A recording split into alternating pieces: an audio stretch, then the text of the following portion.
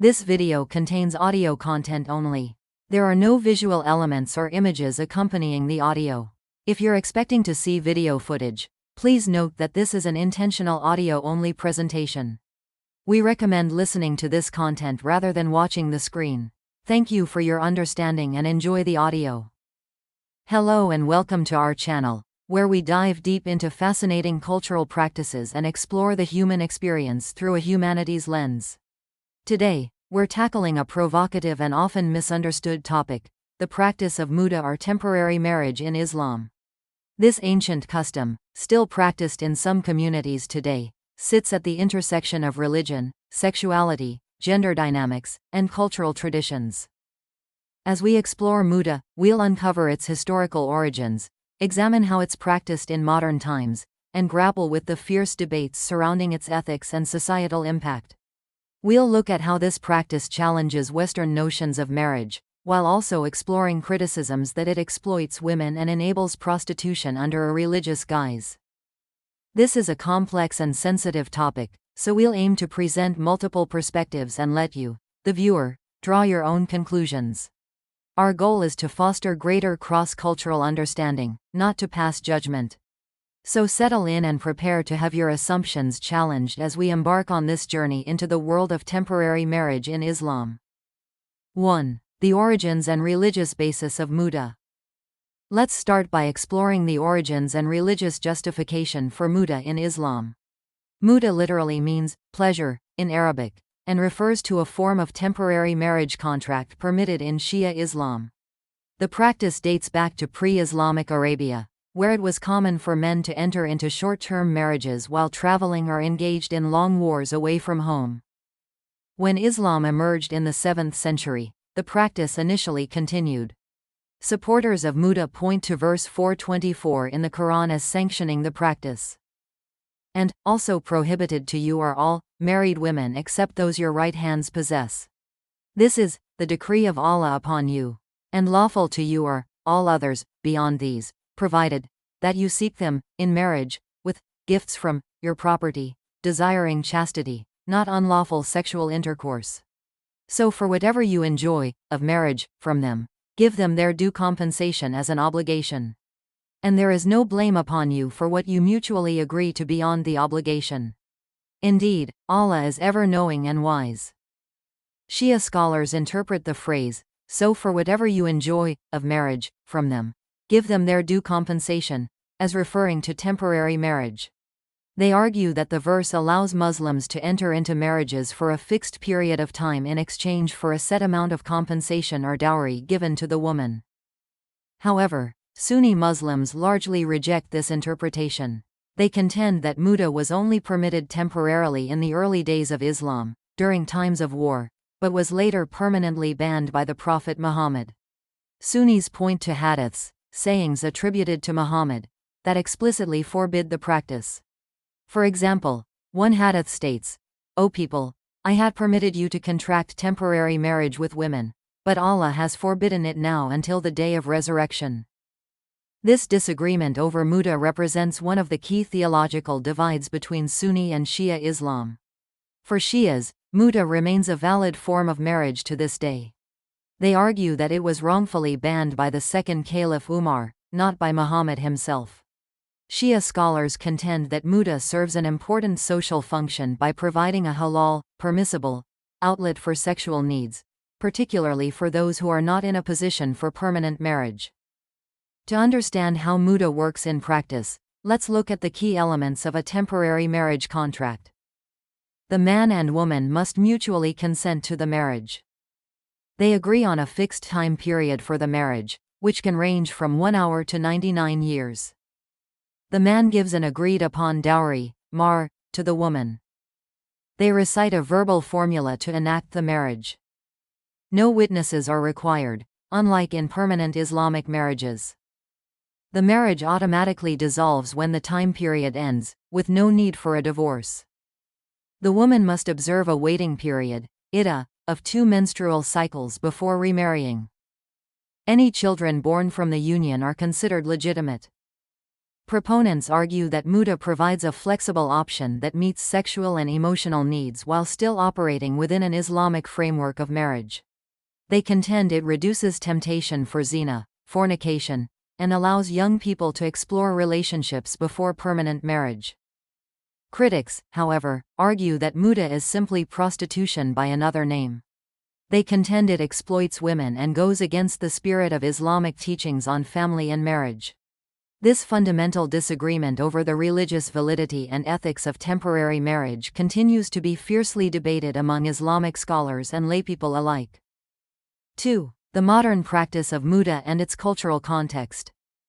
Now that we understand the historical and religious basis for Mut'ah, let's examine how it's actually practiced in the modern world. While officially sanctioned only in Iran and occasionally in other Shia-majority areas, Mut'ah occurs informally in many Muslim communities globally.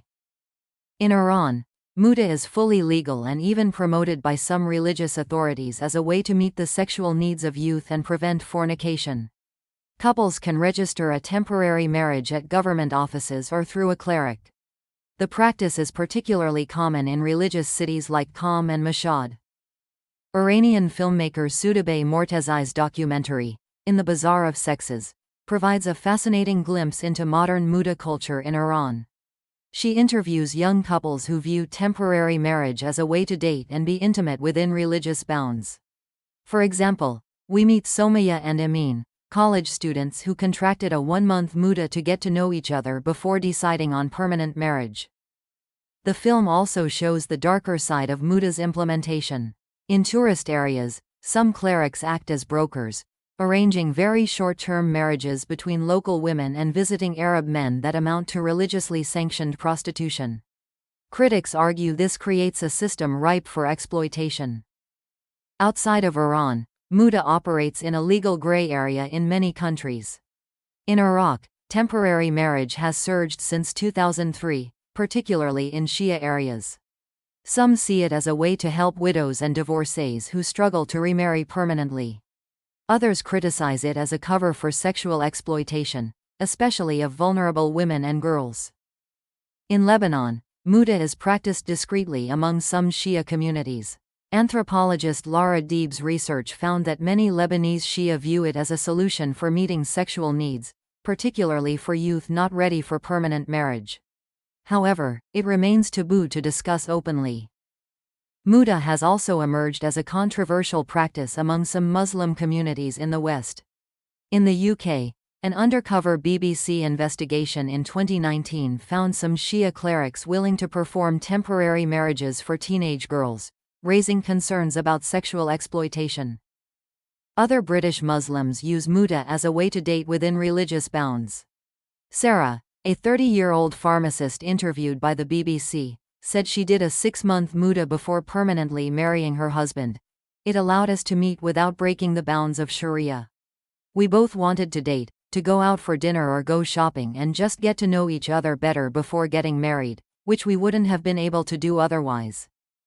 The modern practice of Mut'ah thus spans a spectrum, from religiously sanctioned dating to exploitation thinly veiled as marriage. Its implementation varies widely based on local cultural contexts and individual motivations.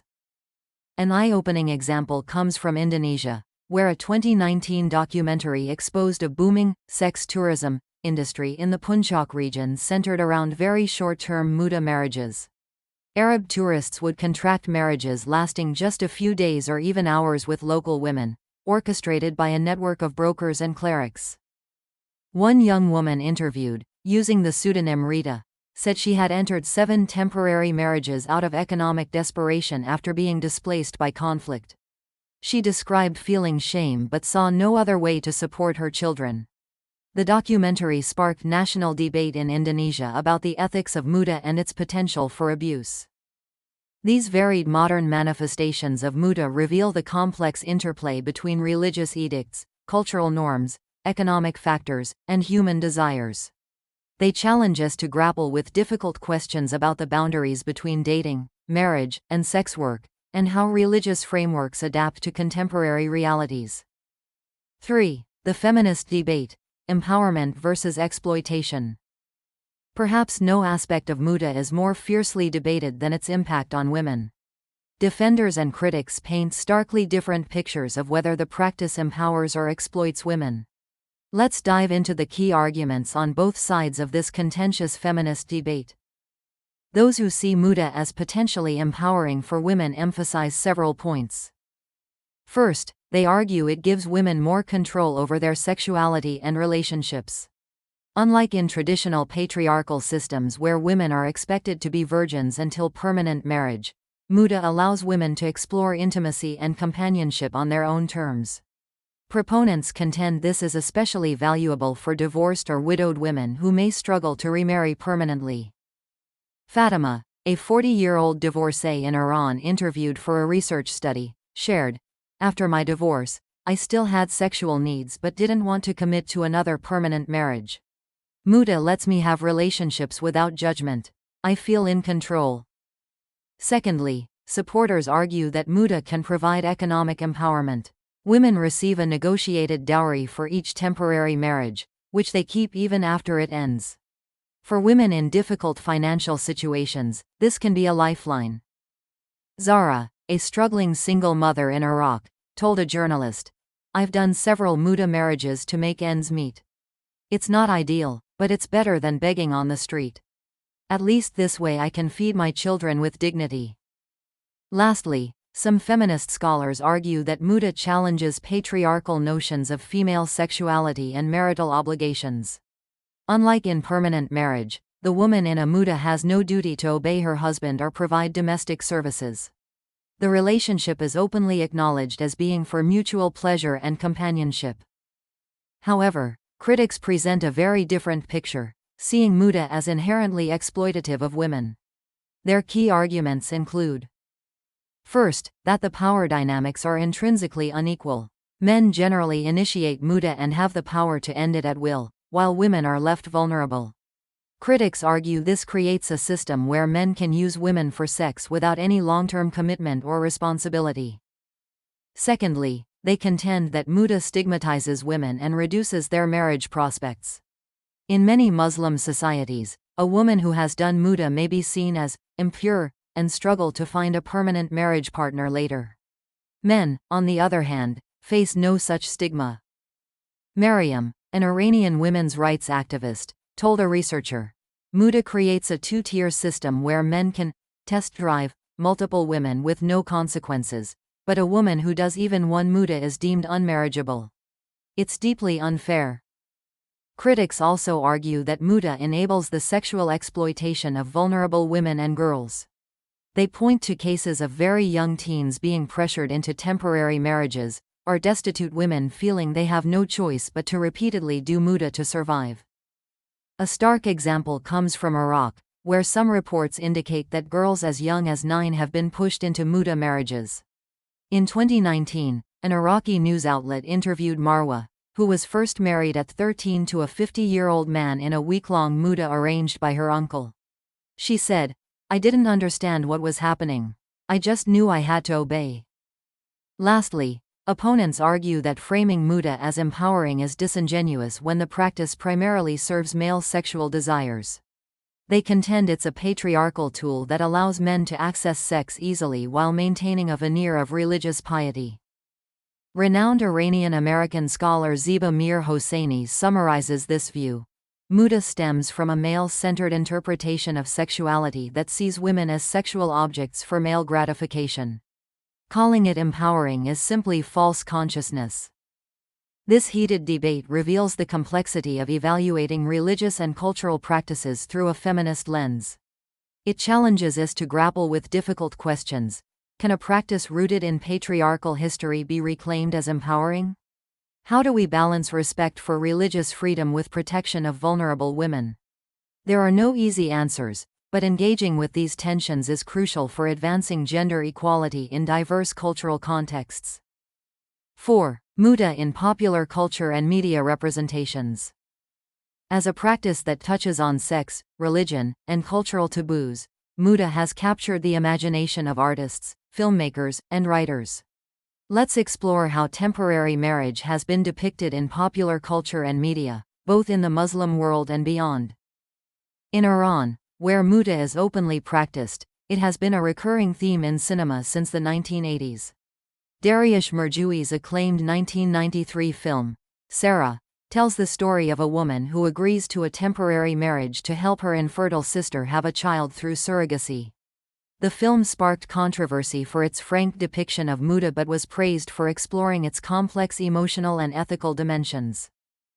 More recently, the 2014 Iranian film, Adam Heart Mother, by Ali Ahmadzadeh caused a stir for its raw portrayal of young Tyrannis using Mut'ah to circumvent restrictions on premarital relationships.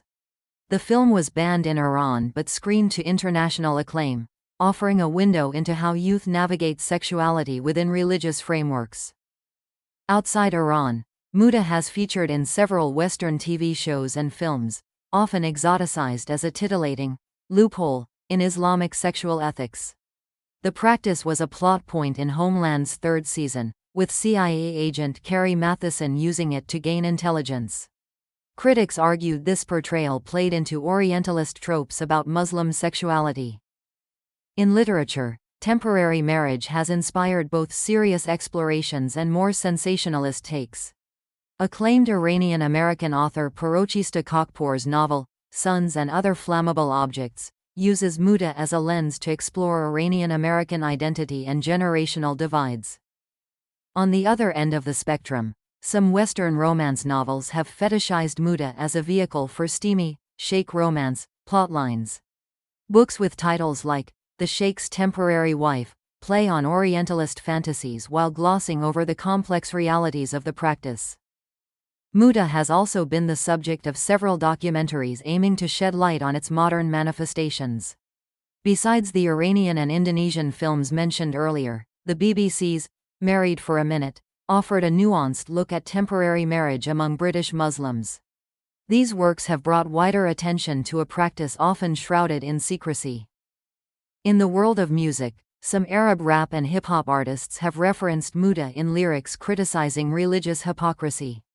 Moroccan rapper Muslim's track, Dunya Fania, Mortal World, includes lines translating to, "They warn against zina but practice Mut'ah, using religion to justify their lust."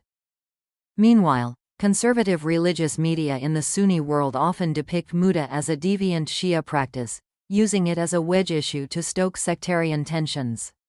Some outlets have run sensationalist exposés on temporary marriage, framing it as prostitution masquerading as religion.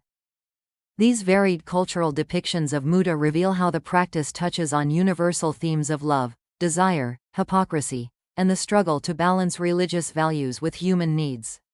They also demonstrate how Mut'ah often serves as a proxy for broader debates about Islam, sexuality, and women's rights in the modern world. An especially powerful example comes from Saudi writer Badriya al-Bishr's controversial novel, Hind and the Soldiers. The book follows a Saudi woman who enters a series of Mut'ah marriages as an act of rebellion against patriarchal restrictions. Though fictional, it sparked intense debate in Saudi Arabia about women's autonomy and religious interpretation. Al-Bishr received death threats but defended her work, stating, "Literature should provoke us to question our assumptions." Through Hind's story, I wanted to challenge how we in Saudi society think about marriage, women's choices, and religious authority. The novel never explicitly endorses Mut'ah, but uses it as a literary device to probe thorny issues of gender, power, and faith. This exemplifies how artistic engagement with controversial practices like temporary marriage can foster nuanced cultural dialogue and social reflection. 5. The psychological and social impact of Mut'ah. Beyond religious and feminist debates, it's crucial to consider the real-world psychological and social effects of Mut'ah on individuals and communities. Research in this area is limited due to the sensitive nature of the topic, but some studies and anecdotal evidence offer intriguing insights. On the individual level, the psychological impact of Mut'ah appears to vary widely based on circumstances and personal attitudes. For some, it provides a positive outlet for intimacy and companionship. Fatima, a 28-year-old Iranian woman interviewed for a psychological study, shared, "My Mut'ah experiences have been empowering. They've allowed me to explore relationships and my own sexuality in a way that feels safe and aligned with my faith. It's boosted my confidence and helped me understand what I want in a permanent partner. However, others report feelings of shame, regret, and emotional distress, particularly when Mut'ah is entered into out of desperation or coercion. Zainab, an Iraqi widow who reluctantly agreed to several temporary marriages to support her children, told a researcher, "Each time felt like I was selling a piece of myself. I struggled with depression and felt my self-worth eroding." These contrasting experiences highlight how the psychological impact often depends on the degree of agency and enthusiasm with which individuals enter Mut'ah. Those who view it as a positive choice generally report better outcomes than those who feel pressured into it by circumstances or family. Interestingly, some studies suggest that men may also experience negative psychological effects from repeated Mut'ah. A small-scale study of Iranian men who frequently engaged in temporary marriages found higher rates of intimacy issues and difficulty forming lasting relationships. One participant reflected, "After so many brief marriages, I struggle to open up emotionally. Every relationship feels temporary to me now." On a broader social level, the practice of Mut'ah appears to have complex and sometimes contradictory effects on communities where it's prevalent. On one hand, some sociologists argue that it serves as a safety valve in sexually conservative societies, reducing frustration and the temptation for illicit relationships. They contend this contributes to social stability by providing a religiously sanctioned outlet for natural human desires. Ahmed al-Mukaini, an Omani researcher, explains, "In communities where permanent marriage is increasingly delayed due to economic factors, Mut'ah offers a middle ground between complete abstinence and forbidden relations. This can reduce social tensions around sexuality." However, critics argue that Mut'ah erodes family structures and community cohesion. They contend it creates a culture of impermanence and casual intimacy that undermines the institution of marriage. Some point to higher divorce rates in areas where Mut'ah is common as evidence of this effect. There are also concerns about the impact on children born from temporary unions. While technically legitimate under Islamic law, these children may face stigma and identity issues. Karima, an Iranian social worker, shared a poignant case. "I worked with a teenage boy whose father had been married to his mother for just 3 months in a Mut'ah. He struggled immensely with feelings of abandonment and questioning his place in the world." The social dynamics around Mut'ah can create complex webs of secrecy and deception within communities. Because the practice often remains taboo despite being technically allowed, many keep their temporary marriages hidden from family and friends. This culture of concealment can strain social trust and relationships. Layla, a Lebanese Shia woman, described the ripple effects in her social circle. "Everyone suspects everyone else of secret Mut'ah marriages. There's so much gossip and judgment. It's created an atmosphere of mistrust, especially between men and women." Another intriguing sociological perspective comes from researcher Shala Harry, who argues that Mut'ah serves as a pressure release valve for the contradictions between Islamic sexual ethics and modern realities. She contends that by providing a religious framework for non-permanent sexual relationships, it allows traditional communities to adapt to changing social norms without overtly rejecting religious values. However, Harry also notes that this pragmatic hypocrisy can create cognitive dissonance and moral confusion, especially for young people trying to navigate their sexual ethics. The psychological and social impacts of Mut'ah clearly resist simple categorization as wholly positive or negative. Like many cultural practices, its effects are nuanced and highly dependent on context. What's clear is that it profoundly shapes intimate relationships, family dynamics, and communal attitudes towards sexuality and marriage in the societies where it's practiced. 6. Mut'ah and contemporary Islamic jurisprudence. The permissibility and parameters of Mut'ah remain hotly debated topics in contemporary Islamic jurisprudence. While the basic Sunni-Shia divide persists, there are also fascinating discussions and evolving interpretations within each tradition. In Shia jurisprudence, most scholars continue to uphold the legitimacy of Mut'ah, but there are ongoing debates about its ideal implementation in the modern world. Some argue for stricter regulations to prevent abuse, while others push for a more expansive interpretation of its applicability. Ayatollah Ali al-Sistani, one of the most influential Shia clerics globally, permits Mut'ah but advises caution in its practice. His official rulings state that while temporary marriage is allowed, it's makruh, disliked, to engage in it frequently or with multiple partners in succession. He emphasizes that it should not be used as a substitute for permanent marriage or family formation. Other Shia scholars have proposed innovative applications of Mut'ah to address contemporary social issues. For instance, some suggest using long-term temporary marriages as a way for couples to have a trial marriage before committing permanently. They argue this could reduce divorce rates by allowing partners to ensure compatibility. Iranian cleric Mohsen Kadivar has gone even further, proposing that Mut'ah could be adapted into a form of civil union for non-Muslim couples in Islamic countries. He contends this would provide a legal framework for cohabitation without compromising Islamic principles. These evolving interpretations reveal how even within traditions that accept Mut'ah, there's ongoing negotiation about its proper role in modern society. In Sunni jurisprudence, the mainstream position remains that Mut'ah was abrogated and is no longer permissible. However, some reformist scholars have begun re-examining this stance, arguing for a more nuanced view. Khalid Abu el-Fadl, a prominent Islamic legal scholar, argues that the evidence for Mut'ah's abrogation is not as clear-cut as traditionally presented.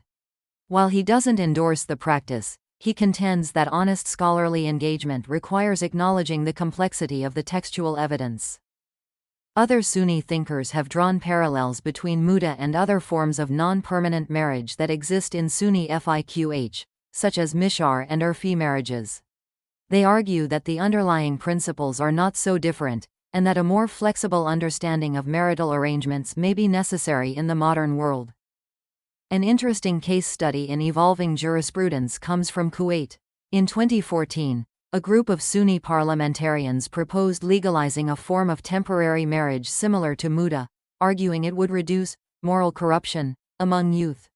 While the proposal was ultimately rejected, it sparked intense debate about adapting Islamic marriage concepts to contemporary realities.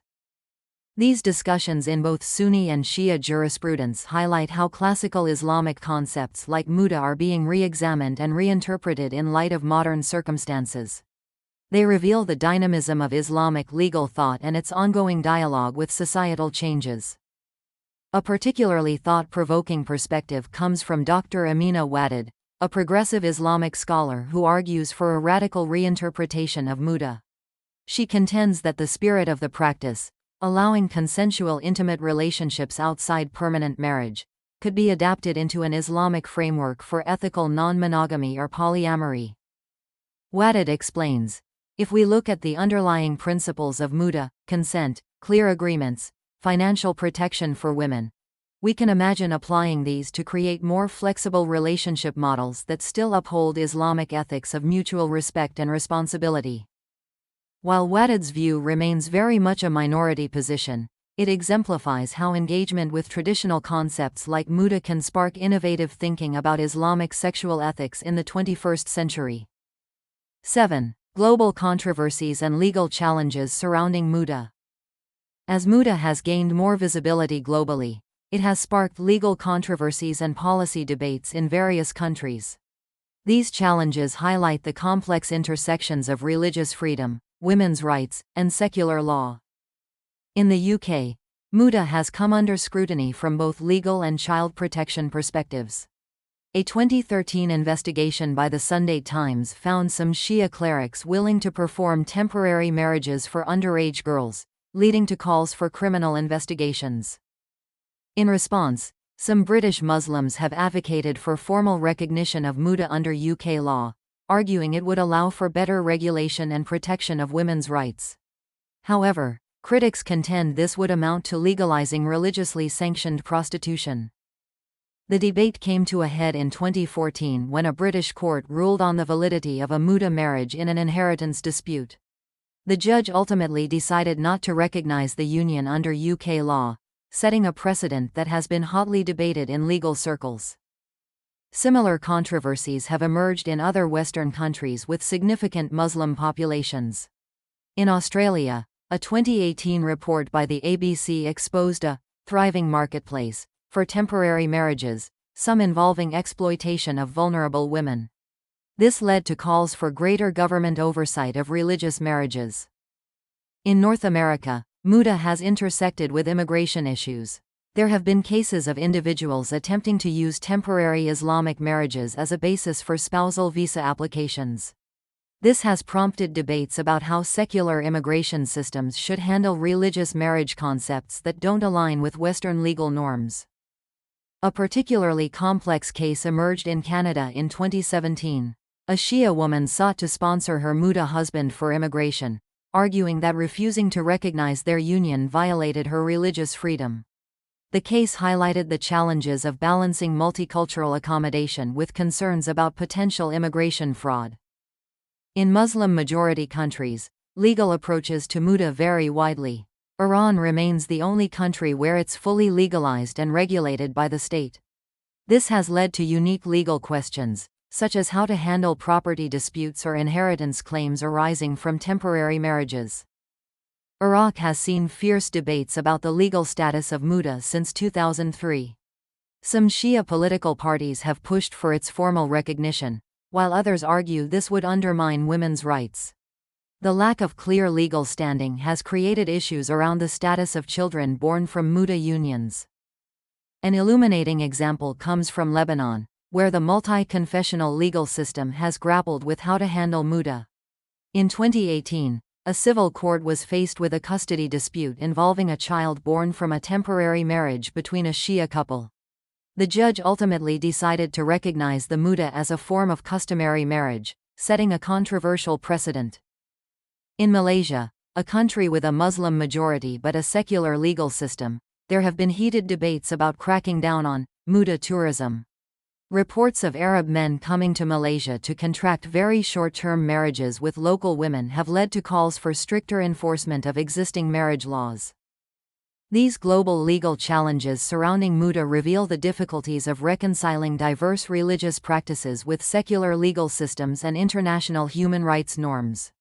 They force us to grapple with fundamental questions about the limits of religious freedom, the role of the state in regulating intimate relationships, and how to protect vulnerable individuals within culturally specific practices. As one Iranian legal scholar put it, Mut'ah exists in a gray area between religion, culture, and law. How societies choose to handle it reveals much about their values and their ability to balance competing rights and principles. 8. The future of Mut'ah in a changing Islamic world. As we've explored the complex history, practice, and controversies surrounding Mut'ah, a key question emerges. What does the future hold for this ancient custom in a rapidly changing Islamic world? Several trends suggest that debates around Mut'ah are likely to intensify in coming years. First, increasing globalization and migration are bringing the practice into new contexts.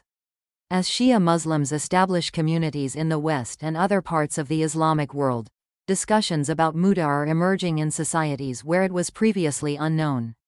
This is prompting new legal and ethical debates. Secondly, the rise of social media and dating apps is changing how young Muslims approach relationships. Some are using Mut'ah as a religious framework for halal dating, while others argue that such technologies make the practice obsolete. Zainab, a 24-year-old British-Iraqi woman, told a researcher, "I've used Muslim dating apps where guys suggest Mut'ah as a way to test compatibility. It feels like they're just looking for religiously sanctioned hookups. I'd rather just date normally and keep religion out of it." Another key factor is the growing influence of feminist interpretations of Islam. As more Muslim women gain religious education and authority, many are challenging patriarchal interpretations of practices like Mut'ah. This could lead to significant re-examination of its place in Islamic thought. Dr. Amina Wadud's provocative reframing of Mut'ah principles to support ethical non-monogamy, mentioned earlier, exemplifies how feminist engagement could radically reshape understandings of the practice. The ongoing Sunni-Shia rapprochement efforts may also impact Mut'ah's future. Some moderate leaders on both sides have suggested that disagreements over practices like temporary marriage should not be a source of sectarian division. This could potentially open space for more nuanced interfaith discussions on the topic. At the same time, conservative pushback against what's seen as liberalization of Islamic sexual ethics may lead to stricter interpretations of Mut'ah in some quarters. Some clerics argue for limiting the practice to very specific circumstances to prevent its abuse as a form of religiously sanctioned dating. Technological developments could also shape Mut'ah's evolution. There are already smartphone apps for arranging temporary marriages in Iran. Some futurists speculate about blockchain-based smart contracts for Mut'ah, which could automate aspects of the agreement and provide greater transparency. However, critics argue that technologizing Mut'ah further commodifies intimate relationships and exacerbates potential for exploitation. The ethical implications of such innovations are likely to be fiercely debated. Climate change and increasing global instability may also impact the practice in unexpected ways. Some scholars suggest that as displacement and migration increase due to environmental factors, flexible marriage arrangements like Mut'ah could gain new relevance for helping people establish legal status and access resources in new communities. As these various factors interact, it's clear that Mut'ah will remain a flashpoint for larger debates about Islam's approach to sexuality, gender roles, and marriage in the 21st century. Dr. Lena Larson, an Islamic studies scholar focusing on gender issues, offers this thought-provoking perspective on Mut'ah's future. Temporary marriage sits at the intersection of so many critical issues facing the Muslim world: women's rights, sexual ethics, sectarian divisions, religious authority in the modern age. How Muslim communities choose to engage with or move beyond Mut'ah will reveal much about Islam's broader evolution in a rapidly changing world. As we've seen throughout this exploration, Mut'ah resists simple categorization as good or bad, empowering or exploitative. Its complex history and varied contemporary manifestations challenge us to think deeply about the nature of marriage, the balance between individual freedom and social responsibility, and how religious traditions adapt to modern realities. Whether Mut'ah fades into obscurity or takes on new forms in the digital age, engaging seriously with the questions it raises is crucial for anyone seeking to understand the dynamism of Islamic thought and practice in the 21st century. As we conclude our journey through the world of Islamic temporary marriage, I hope this exploration has given you a nuanced understanding of this fascinating and controversial practice. The story of Mut'ah reminds us that human beliefs and customs are rarely black and white, but rather complex tapestries woven from history, faith, culture, and individual experiences. I encourage you to continue learning about diverse cultural practices with an open and critical mind. By seeking to understand even those customs that may seem alien to us, we expand our empathy and gain valuable perspective on the rich variety of human experience. What are your thoughts on Mut'ah and the issues we've discussed? Have your views on temporary marriage or Islamic practices changed after learning more? We'd love to hear your perspectives in the comments below. If you found this deep dive into Islamic culture and jurisprudence interesting, please like and subscribe for more explorations of world cultures, religious practices, and the human experience. And let us know what other cultural topics you'd like us to tackle in future videos. Thank you for joining me on this journey into the complex world of Mut'ah. Until next time, keep questioning, keep learning, and keep striving to understand our beautifully diverse human family.